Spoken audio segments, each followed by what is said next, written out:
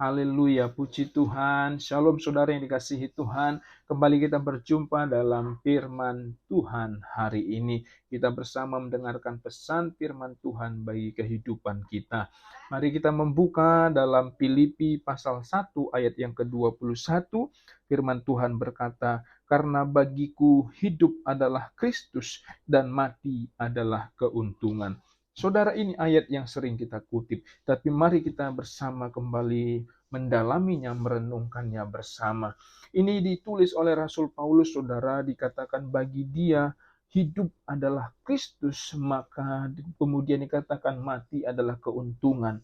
Bagaimana saudara-saudaraku Rasul Paulus bisa berkata bahwa mati adalah keuntungan? Karena dia hidup untuk Kristus. Jadi ini bukan sekedar tulisan suratnya saudara-saudaraku, tetapi memang dalam kehidupannya, nyatanya dia memang menjalani kehidupan yang mana seluruh hidupnya didedikasikan untuk melayani Kristus Yesus. Sehingga saudara-saudara, sekalipun ia harus mati oleh karena pelayanan ini, oleh karena nama Yesus Kristus ini, maka bagi dia itu adalah keuntungan.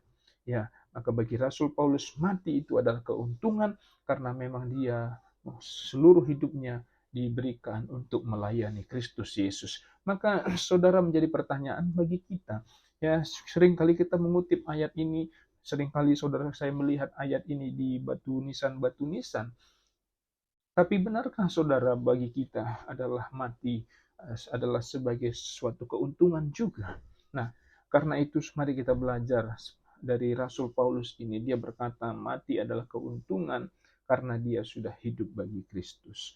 Nah, saudara yang dikasihi Tuhan, kita juga sering mungkin mengutip ayat ini, menjadikan ayat emas kita, tapi sejauh mana kita melakukannya. Maka saudara, mari kita diingatkan oleh firman Tuhan ini, mari kita hidup untuk Kristus. Mari kita hidup untuk Tuhan. Mari kita berikan hidup kita untuk melayani Tuhan seperti yang diteladankan oleh Rasul Paulus. Jadi kita tidak hanya mengutip ayat, kita tidak hanya mengutip perkataannya, tetapi kita meneladani kehidupannya. Kita belajar benar-benar memberikan hidup kita untuk melayani Tuhan, untuk menyenangkan Tuhan. Hati, pikiran, waktu, tenaga kita, mari kita belajar memberikannya untuk melayani Tuhan, untuk Kristus. Jangan sampai kita hanya berkata, bagiku hidup adalah Kristus, tetapi kita masa bodoh terhadap pelayanan, kita masa bodoh terhadap ibadah, dan kita masa bodoh terhadap firman Tuhan. Nah, saudara-saudara, mari kita renungkan kembali, benarkah kita hidup untuk Kristus?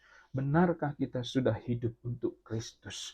Mari kita renungkan bersama. Kalau kita sudah benar hidup untuk Kristus, saudara-saudara, maka kita bisa berkata bahwa mati adalah keuntungan, ya. Karena kita sudah memberikan hidup kita untuk melayani Tuhan, untuk menyenangkan hati Tuhan, maka bisalah kita juga berkata bagi kita mati adalah keuntungan karena kita sudah hidup bagi Kristus. Tapi kalau kita belum hidup bagi Kristus, maka mati sebetulnya bukanlah keuntungan, saudara-saudara. Ya, maka saudara yang dikasihi Tuhan, firman Tuhan ini mengingatkan kita. Ya, mari cross check lagi. Yuk mari perhatikan lagi, lihat lagi hidup kita, renungkan lagi. Sudahkah kita benar-benar hidup untuk Kristus? Dan sudahkah kita yakin bahwa kematian adalah keuntungan bagi kita? Haleluya. Puji Tuhan, biarlah firman Tuhan hari ini boleh memberkati kita semuanya. Sampai berjumpa di firman Tuhan berikutnya. Shalom.